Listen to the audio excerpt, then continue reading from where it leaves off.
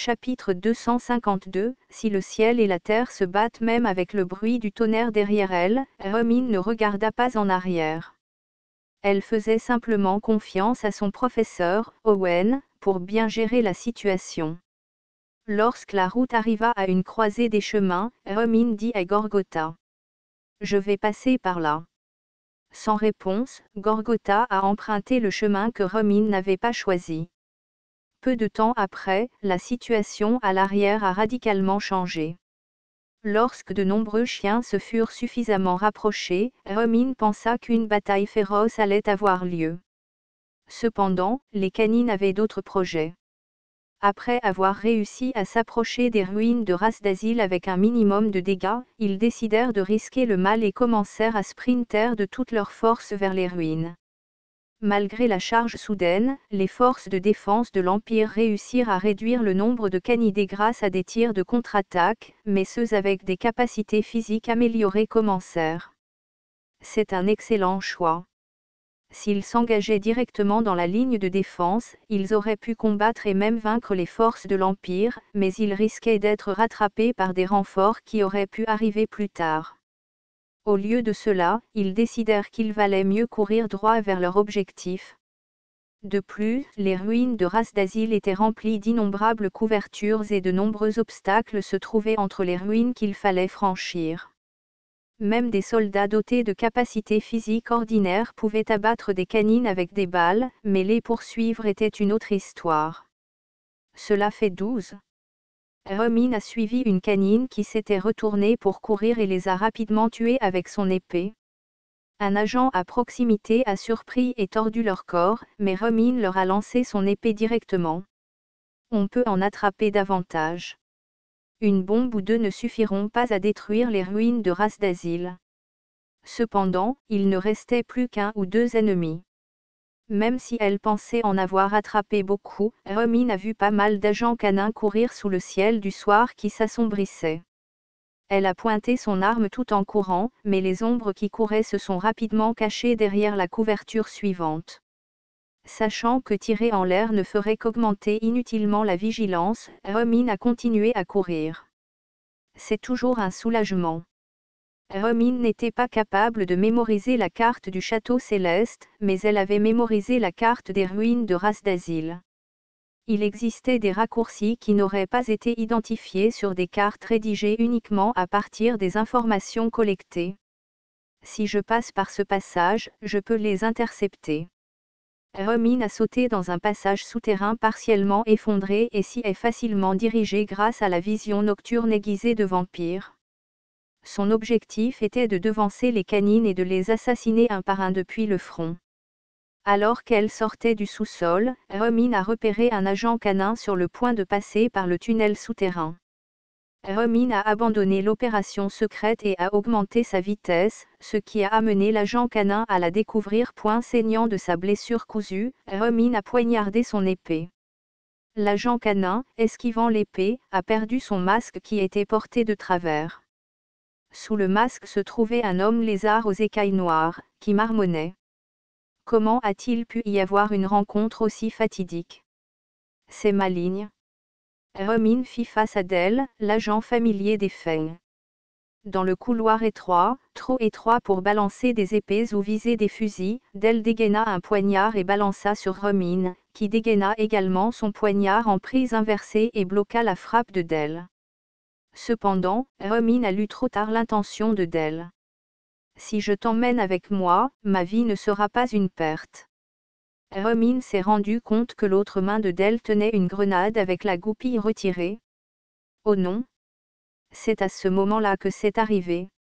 Le ciel nocturne descendait astérisque astérisque astérisque. Il y avait une expression, le ciel était proche, ce qui était étrange puisque le ciel était toujours au-dessus de tout le monde. Cependant, tous les êtres présents dans les ruines de Ras d'Azil sentaient le ciel nocturne descendre comme s'ils pouvaient être touchés. Les constellations sont restées inchangées.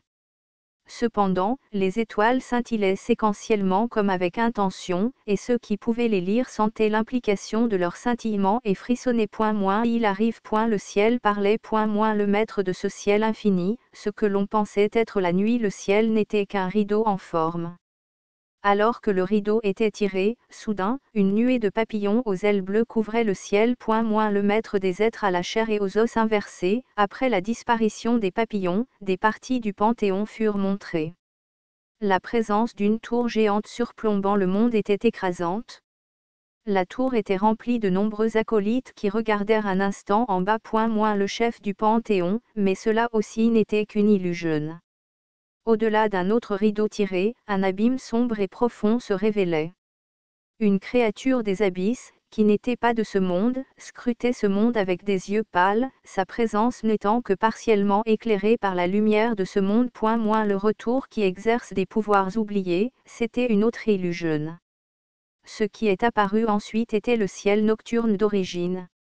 Mais après avoir vu les fragments de cet autre monde, ce n'était plus le même ciel. L'obscurité entre les étoiles brillantes était un rideau de possibilités infinies. Le ciel nocturne arrive. Au-dessus des ruines de Ras d'Azil, le ciel nocturne flottait. Cet être, portant un crâne de buffle d'eau sur la tête, était enveloppé dans un rideau plus sombre que le ciel nocturne. Sun Moon ouvrit les yeux dans son corps de hiérophanie. Voici donc ce que l'on ressent. C'était la première fois qu'il utilisait hiérophanie depuis le début de tous ces événements. La sensation était nettement différente de celle d'être simplement un dieu. Je peux être attaqué, et est-ce parce que j'ai des statistiques? Cela ressemble à l'utilisation du contrôle divin, étrange, mais pas inconfortable. Mais nous n'avions pas le temps de savourer cette sensation inconnue. Hégémonia, dès l'apparition de Sang-Moon, chargeait à toute vitesse sur son apôtre et sa monture, Kazaa. Sang-Moon flottait en plein milieu de l'air. Sa forme et celle d'Hégémonia en hiérophanie mesuraient environ 10 mètres. La taille est plus ou moins fixée par certaines règles. Le monde perdu était un jeu, et les joueurs trouvaient toujours la construction la plus optimisée. Il y avait des constructions pour les directions de développement, mais il en allait de même pour la création d'un corps de hiérophanie, l'avatar qu'ils contrôlaient directement au sol. Les novices disaient que plus le corps de hiérophanie était grand, mieux c'était, mais même avec la divinité, on ne pouvait pas complètement ignorer les aspects physiques. Loi. Par exemple, un corps de hiérophanie de 100 mètres, presque invulnérable à la plupart des armes, consommait inutilement de grandes quantités de points de foi pour se maintenir. Et il n'était pas nécessaire de viser une taille trop petite, car ne pas utiliser l'excellente physique imprégnée de divinité d'un corps de hiérophanie était également un gaspillage. À moins que l'on ait l'intention de créer un lanceur de sorts, en utilisant souvent une variété de compétences, la forme la plus optimale en termes de taille. Des lois de la physique et de l'efficacité du jeu étaient d'environ 10 mètres. Ce n'est pas seulement le corps non plus. Sang-Moon a vu Hégémonia, chargeant maintenant dans les airs, venir vers lui. Même si cela semblait être une distance de plusieurs centaines de mètres, Kazaa parcourait des dizaines de mètres à chaque foulée, pliant littéralement le sol. C'était trop rapide pour l'île. Les compétences sont les mêmes. Bien qu'Hégémonia soit encore à une centaine de mètres, Sang-Moon a sorti son épée de sa taille. Clang. C'était juste le choc des lames, mais l'onde lumineuse créée à ce moment-là de collision a creusé la terre et poussé le ciel. Hégémonia, que l'on croyait en approche, avait déjà dépassé Sang-Moon et se retournait en plein milieu de l'air, apaisant Kazaa. Aucun des deux joueurs n'était surpris par la façon dont les mouvements semblaient couper court pour l'attaque ou son blocage.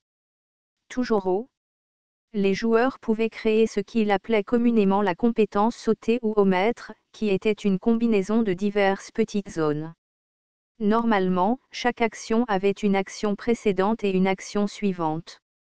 Par exemple, balancer une épée aurait des actions menant au coup et à la récupération de l'épée par la suite, et skip pourrait omettre l'action précédente ou suivante, ou les deux.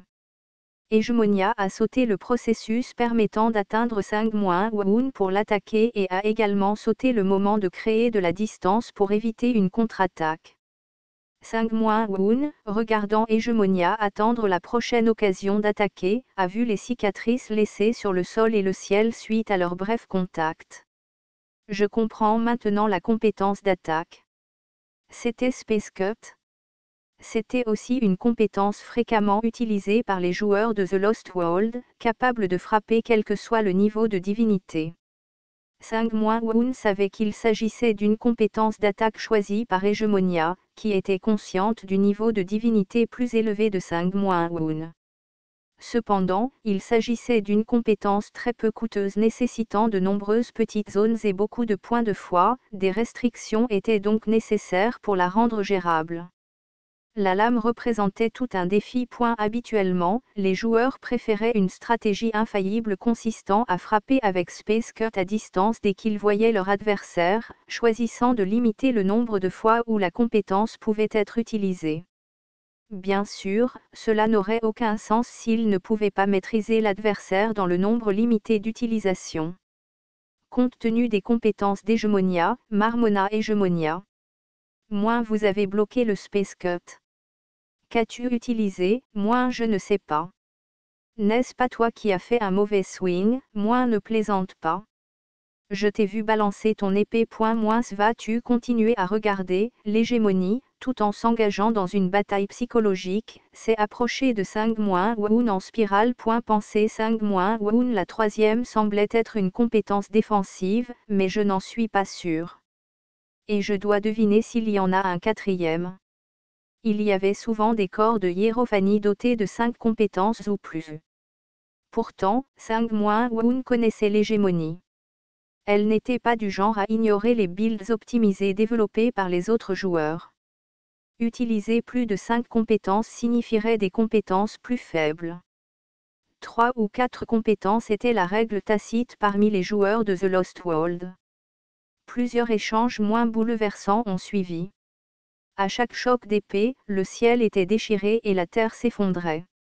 La bataille des dieux était si féroce que les êtres mortels ne pouvaient même pas s'approcher, alors l'armée du royaume de l'Union, qui pensait avoir créé un chemin, a dû trouver un détour. C'était une chance pour l'armée de l'Empire. Après s'être regroupés, les apôtres de l'Empire replongèrent sur le champ de bataille, guidés par les dieux du Panthéon. Une bataille que l'on croyait complètement perdue commença à se retourner. Pendant ce temps, assis dans la position de commandant du World Watcher, Dordol observait de loin la bataille des dieux.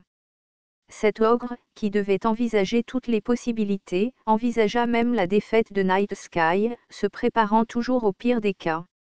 Encore une fois, l'encolère se cacha. Soudain, le ciel se remplit de lumière et l'observateur du monde trembla violemment. Même Dordol, un ogre, faillit tomber à cause du mouvement intense, mais ils se relevèrent rapidement. Puis un guetteur cria. Le commandant. Quel est le problème? Le ciel nocturne. La section transversale de l'espace semblait effleurer le ciel nocturne, puis une nébuleuse bleue jaillit du corps. Il était évident pour tout le monde que c'était une blessure d'un dieu astérisque. Il est touché. En disant cela, Krampus claqua le bureau. Après plusieurs échanges, l'attaque d'Hegemonia avait finalement atteint 5-1. Même s'il s'agissait d'un Space Cut, cela ne le vaincrait pas d'un seul coup, mais il était clair qu'il y avait un impact. Je le savais. Nebbiolo était un joueur professionnel. Et alors? Même s'il l'était, à quel jeu jouait-il? Où est la garantie qu'il gagnerait? Malgré l'indignation de Krampus, la sagesse resta inébranlable. Linda dit alors à côté. Eh bien, si Nebbiolo était un joueur professionnel, il devait avoir joué à des jeux 4X, non?